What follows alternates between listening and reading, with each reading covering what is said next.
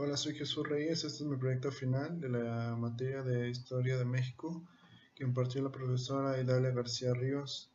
Este video es sobre todos los temas que abarcó el verano y es una recopilación de tareas, el libro que fue nuestro material de apoyo en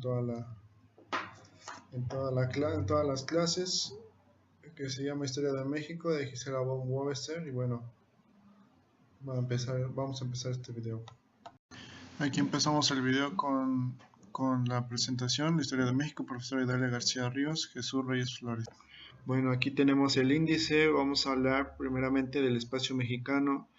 Posteriormente vamos a abarcar el tema de orígenes y desarrollos de Mesoamérica. Vamos a hablar de todas las civilizaciones, desde sus primeros cambios.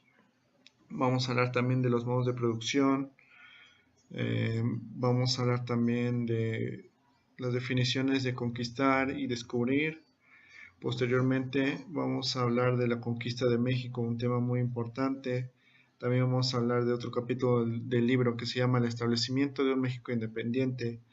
Vamos a hablar también de los ideales que tiene Hidalgo. Y por último, una tarea importante, y como lo mencionaba la profesora, es elemental que sepamos, vaya, las definiciones y los tipos de Estado, las formas de gobierno también. Y esto sería el video. Bueno, vamos a empezar a hablar del primer tema que vimos en las clases. Este es el espacio mexicano. Digamos que es el génesis para entender la historia de México. Al principio de este capítulo del libro de Gisela von Webster, nos habla de tres elementos fundamentales para la comprensión de los hechos históricos, los cuales son las acciones humanas, podemos decir que revoluciones o movimientos importantes, los periodos en que se desarrollan, es otro elemento fundamental, las épocas, los años. El tercer elemento fundamental para la comprensión de hechos históricos son los espacios en que se sitúan, los lugares. Bueno, también es importante que sepamos que hay una relación muy estrecha entre la geografía y la historia, ya que comprenden diversos aspectos y los comparten, como las divisiones políticas, las pérdidas territoriales, las fundaciones, la desaparición de asentamientos. Entonces, pues esto implica una constante movilidad de los acontecimientos y de los procesos, pues considerados, vaya. Otra cosa muy importante es entender que a través del tiempo el territorio que abarca la República pues se ha ido modificando. Ahora lo delimitan en el norte el Río Bravo, en el sur lo delimitan las colindancias con Guatemala y Belice. También hay que comprender que al iniciarse la Guerra de Independencia en 1810, el territorio comprendía el doble de esa cifra. Al consumarse aquella en 1821, se le añadieron los territorios actuales de América Central, excepto un país, el país de Panamá. Sin embargo, al derrumbarse el Imperio de Iturbide en 1823, las provincias de América Central se separaron de México y 25 años después el país perdió a manos de Estados Unidos los territorios del llamado Septentrión Novohispano, que comprendían grandes extensiones de terreno.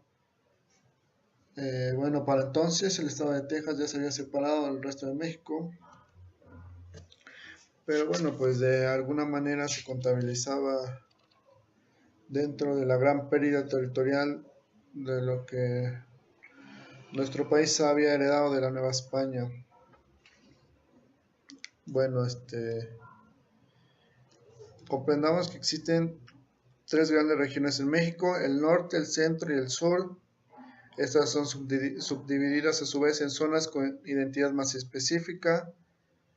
Bueno, existen diferencias importantes que es necesario que aclaremos, la más pertinente es la que popularmente tiende a tomar como fundamento de la regionalización la preexistencia de las entidades federativas, basándose en la división política. Bueno, vamos a hablar primero de América Central. Este es el espacio más emblemático de la historia, y la geografía del país.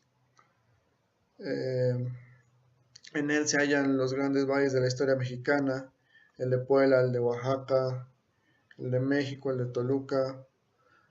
También en esta región se sitúan los grandes volcanes y las elevaciones orográficas más significativas, como es el Popocatépetl, el Iztaccíhuatl. Bueno, un dato importante que entre los valles de Puebla y Oaxaca se sitúa la Mixteca Alta, que fue de gran significación en el pasado nacional. También en esta región se ubican además las grandes urbes coloniales, bueno, que hasta el día de hoy conservan una importancia singular y que no han perdido sus sucesivas centralidades.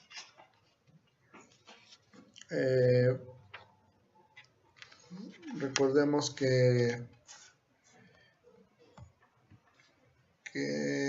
a través de los años, pues como ya lo dije, se ha modificado la extensión de la República. Un dato importante que nos comentaba la profesora es que lo cuantitativo se puede medir y el desarrollo de una nación pues no se puede medir. Son temas importantes para entender el espacio mexicano. Y bueno, este es el primer tema que abarcamos en clases.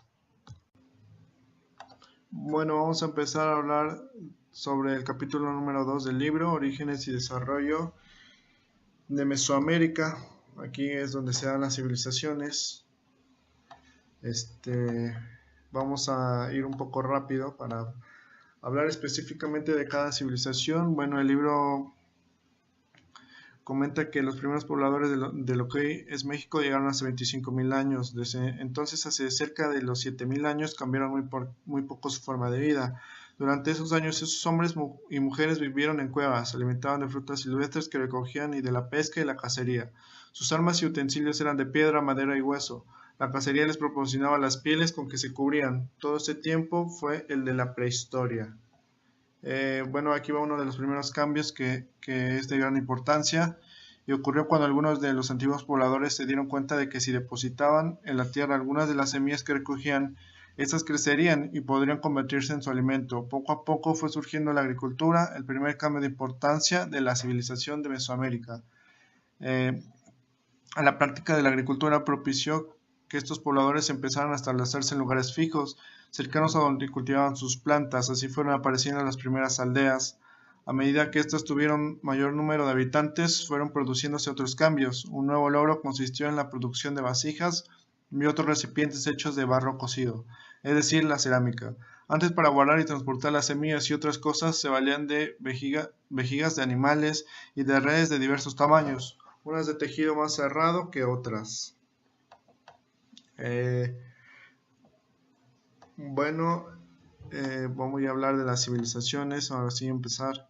Eso fue una pequeña introducción. Vamos a empezar con la cultura madre, la civilización olmeca. La civilización olmeca es una de las más antiguas de Mesoamérica. Su desarrollo se sitúa en el Golfo de México entre 1200 y 400 antes de Cristo, el preclásico, ¿verdad? El nombre olmeca proviene del náhuatl Olmectl, habitante de la región de Ule. Los centros ceremoniales olmecas más importantes fueron La Venta, Tres Zapotes y San Lorenzo. Posteriormente se dio la civilización maya.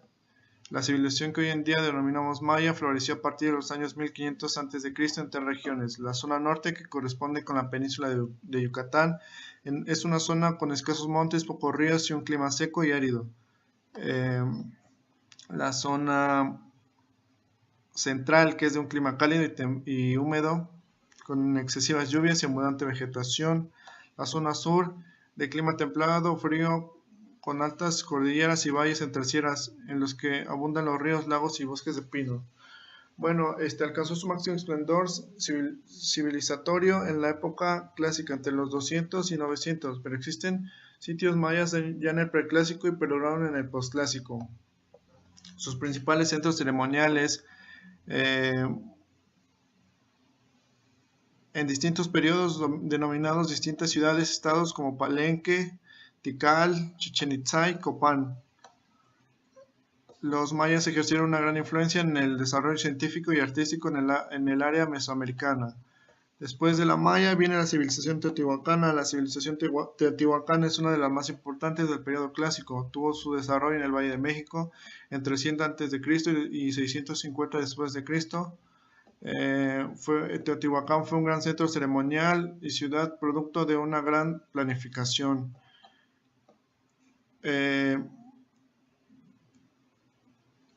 Bueno, en este vidrio volcánico se fabricaban lanzas y puntas. En Teotihuacán vendían sus artesanías y a cambio obtenían cacao, caucho, pieles de jaguar y de caimán. Después viene la civilización zapoteca en los valles de Elta, Tlacoculula y Cimatlán. En el estado de Oaxaca se desarrolló a partir de 1500 a.C. La influencia de la civilización zapoteca se ejerció especialmente en el Valle de Oaxaca. Desarrollaron una escritura propia. Su presencia en Mesoamérica como artesanos y comerciantes queda evidenciada con el barrio zapoteco en la ciudad de Teotihuacán. Después viene la civilización tolteca. La civilización tolteca se desarrolló cerca del río Tula en un fértil valle en el actual estado de Hidalgo. El nombre proviene del náhuatl Toltecatl, habitante de Tula. El máximo apogeo de la ciudad-estado de Tula fue entre 900 y el 1200. Los toltecas ejercieron mucha influencia sobre el Valle de México. Después viene la civilización mixteca, es una de las más continuas de la historia de México. Se tiene conocimiento de su presencia en el preclásico. Hasta la llegada de los españoles habitaron la región de Mixtecapan, región occidental de Oaxaca, y se extendieron hasta Guerrero y Puebla. Después viene la civilización Tarasca y Purépecha durante la época posclásica entre 1200 y 1521 después de Cristo. Se desarrolló alrededor del lago de Pátzcuaro la civilización Tarasca o Purépecha. Fue uno de los pocos pueblos que logró frenar la presión mexica hacia el occidente al vencer a Tlatoani mexica. Mediante una política expansiva de conquista y sistemas de alianza extendieron su dominio sobre la actual región de Michoacán. Viene la civilización mexica. Su civilización se desarrolló entre 1325 y 1521 en el Valle de México. El nombre náhuatl mexica se deriva de uno de los nombres Meshi de su dios protector Huitzilopochtli. Bueno, estas fueron las civilizaciones de Mesoamérica más importantes. Bueno, ahora hablaremos de los modos de producción. Hice una tabla con 3 columnas. Vamos a hablar primero de la comunidad primitiva. En este modo de producción no tenía clases. Los rasgos más importantes es que los medios de producción le pertenecían a la sociedad. El otro modo de producción es el esclavismo. Las clases sociales solo eran el amo y el esclavo. El rasgo más importante es las relaciones de sometimiento. El amo es dueño de las fuerzas productivas. Modo de producción feudal. Las clases, el señor feudal y los siervos. Los rasgos más importantes son que la propiedad completa de los medios y parte del trabajador eran del señor feudal. El modo de producción capitalista. Las clases solo son la burguesía y el proletariado. Propiedad privada de los medios es el rasgo más importante de este modo de producción. Después viene el modo de producción socialista. Aquí no existen clases y la propiedad es colectiva. También vamos a hablar de la definición de conquistar y descubrir, que fue una tarea que nos dejó nuestra profesora.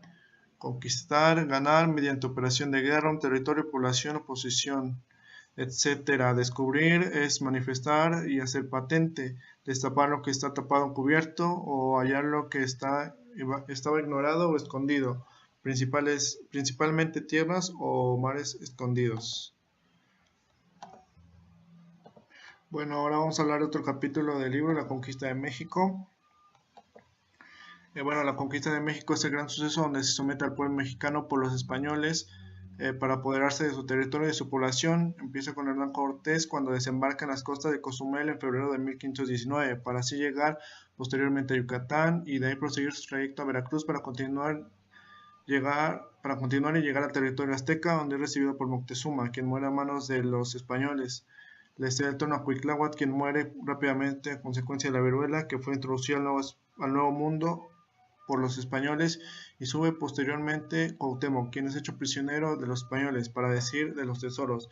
Esto significó la gran caída del imperio de Tenochtitlan en manos de los españoles, y fue la pauta al inicio del periodo conocido como la colonia. Vamos a hablar ahora del México independiente, el periodo de nuestra historia conocido como la Guerra de Independencia. Empieza la madrugada del 16 de septiembre de 1810, cuando el padre Miguel Hidalgo da el llamado Grito de Dolores, y termina el 27 de septiembre de 1821, 11 años después, con la entrada triunfal del ejército trigarante encabezado por Agustín de Iturbide y Vicente Guerrero a una jubilosa Ciudad de México. El objetivo principal de este movimiento armado y social era liberar a nuestro territorio del yugo español y que en cada rincón de la colonia se olvidase por completo el concepto de el virreinato. Como es lógico de suponer, antes de 1810 hubo antecedentes ideológicos notables encaminados por esa hambre de libertad, que ya operaban principalmente en las mentes de los criollos, personas nacidas en México, pero de padres europeos. Se sabe incluso que antes de estallar la independencia, uno de los grandes pensadores de la época, Fray Melchor de Talamantes, había logrado circular varios escritos subversivos en los que se afirmaba que el territorio mexicano, por tener todos los recursos y facultades para el sustento, conservación y felicidad de sus habitantes, podía hacerse independiente, y que además de posible la independencia de México era deseable porque el gobierno español no se ocupaba del bien general de la Nueva España como si se ocuparía un gobierno libre, constituido por netamente, mexicanos.